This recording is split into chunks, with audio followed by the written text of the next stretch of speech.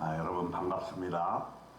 겸손은 존귀의 길잡이라는 제목으로 말씀을 드리겠습니다. 잠언 18장 12절의 말씀에 사람의 마음의 교만은 멸망의 선봉이요 겸손은 존귀의 길잡이이니라. 교만과 겸손, 우리가 인생의 두 태도입니다. 겸손하게 살게 되었을 때 나는 존귀하게 되는 것입니다. 반면에 교만하게 하는 것, 멸망의 선봉, 멸망에 빠질 수 없는 그런 인생을 살게 된다는 것이에요. 오늘 잠언 18장에서는 교만한 자의 삶과 겸손한 자의 삶을 비교해 가면서 이야기하고 있습니다. 1절부터 보겠어요. 1절에 무리에게서 스스로 갈라지는 자는 자기 소욕을 따르는 자라 온갖 참 지혜를 배척하느니라. 이 교만한 자의 특징은 자기만 잘났다고 하는 것이죠. 무리에게서 스스로 갈라진다는 것은 뭐냐면 자기만 잘났다고 뽐내는 것이고 자기 소욕만을 따르는 거예요. 욕심을 차린다 이거야. 공동체를 파괴하는 일 중에 하나인 것입니다. 그래서 함께 더불어 살아야 된다는 것은 참 그 지혜를 배척하는 자, 그는 교만한 자인 것입니다. 또 어떤 자가 교만한 자냐? 2절에 미련한 자는 명철을 기뻐하지 아니하고 자기의 의사를 드러내기만 기뻐하느니라. 자기 주장만 하는 거예요. 남은 어떻든지 귀담아 듣지 아니하고 자기 말만 하는 사람, 교만한 사람입니다. 우리는 이렇게 살아서는 안 되죠. 3절에 악한 자가 이를 때에는 멸시도 따라오고 부끄러운 것이 이를 때는 능력도 함께 오느니라. 4절에 명철한 사람의 입의 말은 깊은 물과 같고 지혜의 샘은 솟구쳐 흐르는 매와 같으니라. 그런 겸손한 자는 명철한 사람인데 이 사람의 입의 말은 깊은 물과 같다는 거예요. 또 지혜의 샘 솟구쳐 흐르는 매와 같다. 여러분, 물의 근원이 솟구쳐 흘러서 강물을 이루고 강물이 바다를 이루듯이 우리의 입의 말이 다른 사람에게 생명수를 공급해주고 또 다른 사람을 살리는 말, 이런 사람들이 바로 겸손한 자인 것입니다. 또 5절에 악인을 두둔하는 것과 재판할 때 의인을 억울하게 하는 것이 성하지 아니하느니라. 교만한 자는 악인을 두둔합니다. 딱 상편을 보고 어떤 쪽이 힘이 있는가 거기에 달라붙습니다. 그거 좋은 일이 아닙니다.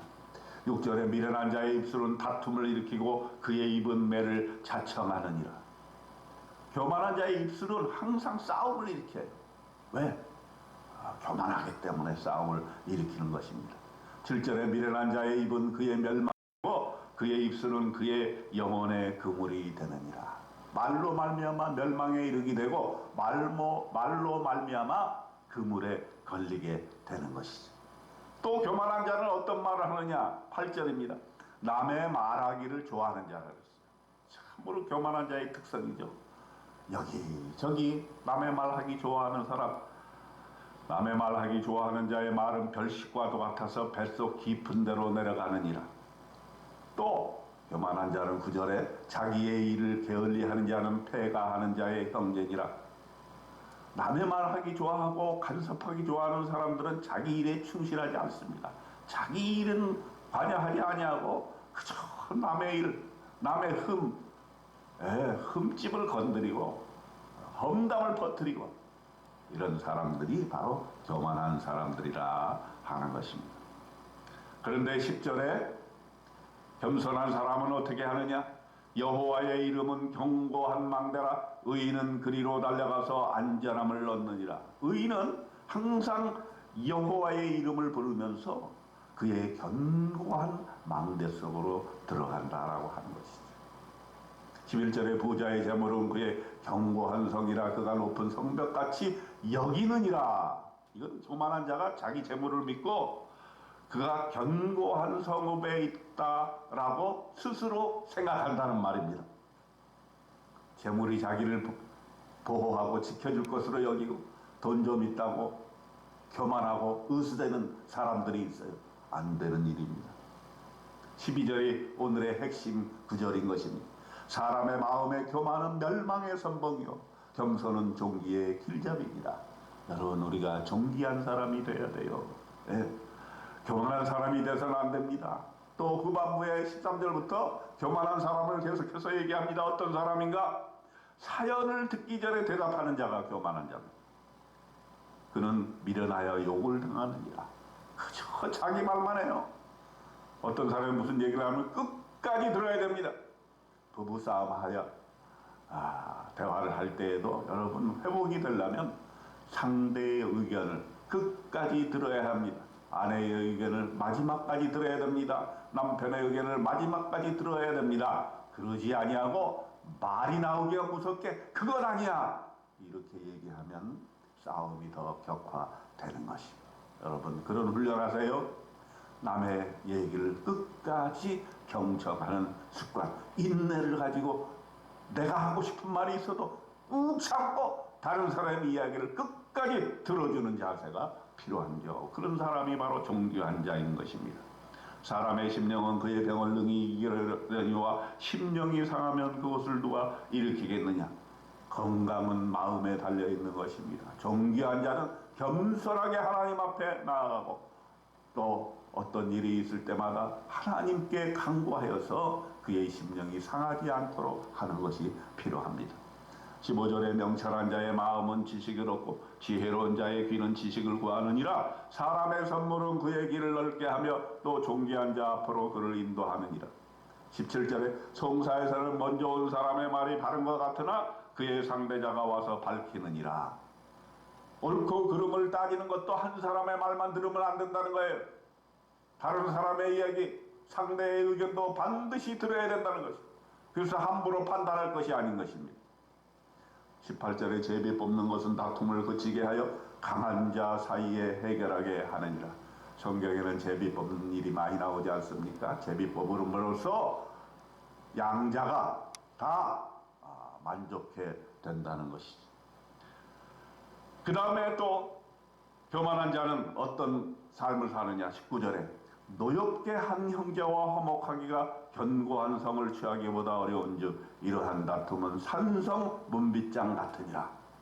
사람을 노엽게 하는 것 결코 도움이 되지 않습니다. 결코 화목하기가 산성 문빗장 같처럼 화해가 되지 않는다라고 하는 것입니다. 그렇기 때문에 존귀한 자는 다른 사람을 노엽게 하지 않습니다.